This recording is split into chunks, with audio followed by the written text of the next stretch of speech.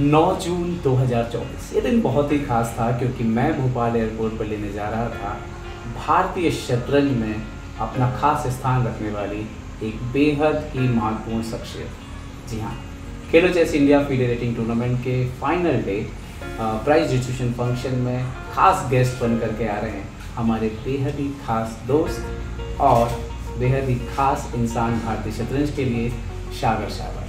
तो सागर शाह भाई को मैंने भोपाल एयरपोर्ट से लिया, वो यहाँ पर आए हुए थे विश्व जूनियर जाने से पहले।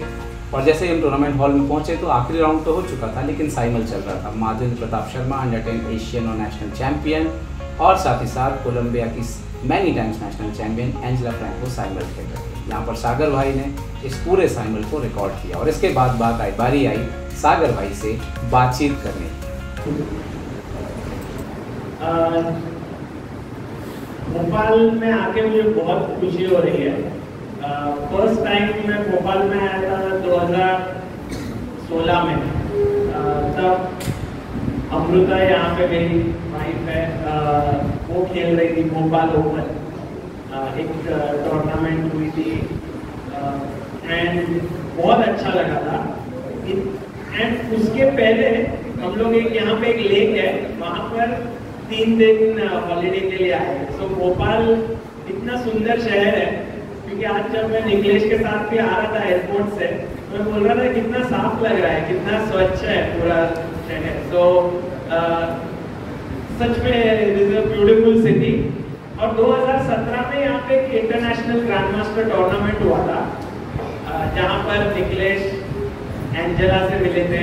एंजेला एक्चुअली इंडिया बहुत ही नाइस पहले मिले थे बट एक्चुअली तब सब बातें हुई थी घर पर और वो सब इम्पोर्टेंट चीजें तब हुई थी।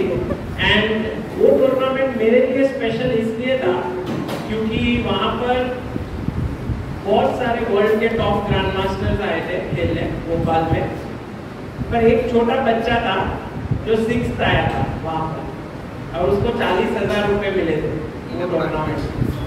एंड वो इतना खुश था, पैसे की वजह से नहीं बट क्योंकि उसने अच्छा खेला था। कोई बता सकता है वो कौन था?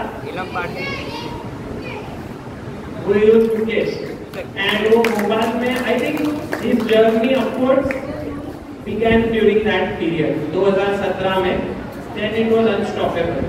He started, he became an IM, उसके बाद 2019 में GM and then we all know what he achieved recently. He's won the candidates. So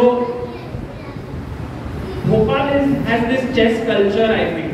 And जब निकलेश मुझे बता रहा था कि यहाँ पर इतने सारे इवेंट्स हो रहे हैं जो वो कर रहा था, I was very surprised कि every tournament में इतने सारे लोग खेल रहे हैं। कहीं पे भी he was doing, there were more than 100 people coming to play, sometimes even 200.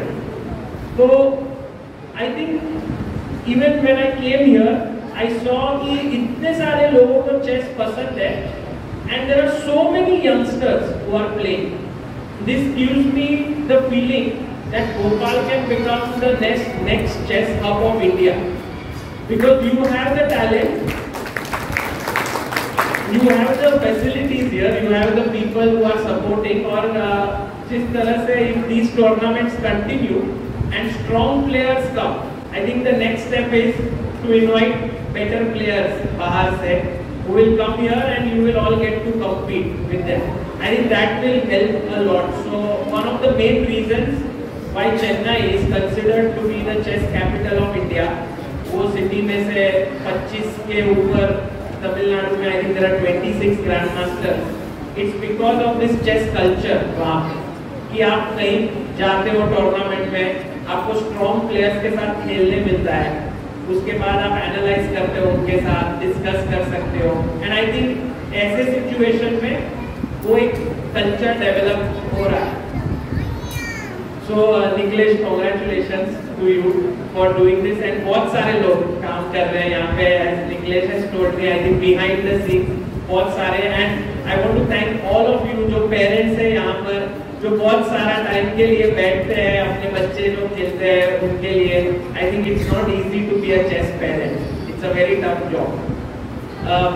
On this occasion, I want to say one thing, and then we'll get on with the prize distribution. जो मुझे बहुत important लगता है. Often people think कि chess खेलना ये बहुत risky चीज है हमारे बच्चों के लिए, क्योंकि not because कि chess खेलना risky है, बहुत safe गेम है, आप अंदर खेल सकते हो, कोई गिरता भी नहीं है, कोई outside sport खेलते हैं, but risky in the sense आप time invest कर रहे हो, आप पैसे इन्वेस्ट कर रहे हो, बहुत बार स्कूल भी यू हैव टू स्किप यहाँ खेलने के लिए and so on.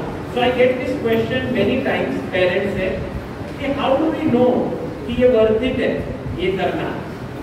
Does my child have the talent और डज ही और शी हैव द टैलेंट और not. And my only thing here is that chess is not just a sport कि आप खेल रहे हो, but it is teaching you much more than just playing. क्योंकि आप एक टूर्नामेंट में आ रहे हो, आप ट्रैवल कर रहे हो, आप कभी हारते हो, कभी जीतते हो. When you lose, you learn how to take losses. When you win, you have to keep your calm. जब आप शहर के बाहर जाते हो, तो आप ये सीखते हो कि आप अपने फाइनेंसेस कैसे मैनेज कर सकते हो. आप नए नए लोगों से मिलते हो, you learn how to interact. So for me, it feels like even if someone does not become a grandmaster, this entire journey of playing chess is a very useful one. उससे आप बहुत कुछ सीख सकते हो. And one final thing is that जब भी आप चेस खेलोगे, try to focus on improving every day. Rather than focusing on the result. It's very difficult to implement this, क्योंकि बहुत बार हम जब खेलते हैं हमको जीतना रहता है. और यहाँ पर भी बहुत सारे लोगों को मैं मिला, वो कह रहे थे मेरा टूर्नामेंट ओके गया, कोई कह रहा था कि मेरे 5.5 पॉइंट बने, I was expecting 7 points ऐसे. So many times we have an aim कि मुझे ये स्कोर करना है. मुझे ऐसे लगता है कि ऐसे एम रखने के जगह आप ऐसे एम रखो कि मुझे मेरा बेस्ट देना है. I want to play my best chess and just do things which are in your control. And in this regard, एक प्लेयर है जो मुझे बहुत ही ज़्यादा पसंद है, वो है प्रज्ञानंदा. आप कभी भी मुझसे सुनोगे वो क्या बात करता है, you will see कि वो हमेशा सिर्फ एक ही चीज पे ध्यान देता है कि वो कैसे और अच्छा चेस खेल सके. उसको आप पूछोगे आपकी कितनी रेटिंग बढ़ी, he does not know. Tournament के बाद कितने पैसे मिले, जैसे कल नॉर्वे चेस में वो थर्ड आया, तो मैंने पूछा कितने पैसे मिले, पता नहीं. बट मैग्नस कार्लसन के गेम में आपने ये जो मूव खेला वो क्यों खेला, that he will talk for 10 minutes कि अरे मैंने ये खेलना चाहिए था, वो खेलना चाहिए था. So focus on trying to become better at chess. Don't worry about rating, don't worry about winning losing, don't worry कि मैं कब एशियन खेलूंगा, कब मैं वर्ल्ड खेलूंगा, कब मैं नेशनल्स खेलूंगा. Just continue your chess journey. Thank you. भाई हम बहुत भाग्यशाली है कि मैं आपके माध्यम से बहुत सारी महत्वपूर्ण और जरूरी जानकारी जो है वो मिलती है. हमेशा यूट्यूब से तो मिलती है, आज साक्षात मिल रही है. नंबर 3 को जी मैं चाहूंगा कि जोरदार तालियों के साथ स्वागत करेंगे. अनिल कुशवाहा भोपाल 7.5 पॉइंट 5500 रुपीज का प्राइज मिलेगा. और मैं आपको एक मजेदार बात बताता हूँ कि इनका एंट्री मैं कैंसिल करने वाला था. मैंने जैसे अनाउंस किया उसी समय किसी के पैसे आए, तो इनके दोस्त ने पैसे डाले थे इनके, तो मैंने बोला यार फॉर्म भरा नहीं होगा, फॉर्म क्लोज हो गया, पैसे आ गए लेकिन आपको बोलने के पहले, तो मैंने उनका एंट्री ले लिया. Thank you so much. और आप बहुत अच्छा खेले, आपने अच्छी शतरंज खेली. मैं चाहूँगा सागर भाई एक प्राइज देंगे, मेडल एंड सर्टिफिकेट ऑल्सो.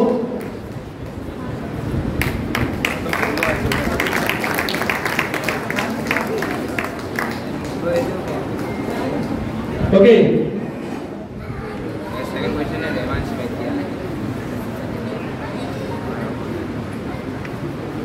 और चेस की यही खूबसूरती है कि जीतेगा वही जो अच्छा खेलेगा. नंबर 2 रेवांश वैद्य Bhopal 7.5 point 7,500 rupees plus trophy. बहुत बहुत बधाई रेवान साहब को। और मैंने एक इंटरव्यू किया था, वो इंटरव्यू अभी भी पब्लिश नहीं हुआ। तो जिसका इंटरव्यू किया था उसने बोला मैं ना टूर्नामेंट जीतने आया। तो बोला देखते हैं, उसने जीत लिया यार। Shreyas from Shreyas Das from Delhi, 8 points, 10,000 rupees prize plus trophy. और मैं चाहूंगा यहाँ पे कि मूर्ति जी हैं, वो भी स्टेज पर आ जाए प्लीज।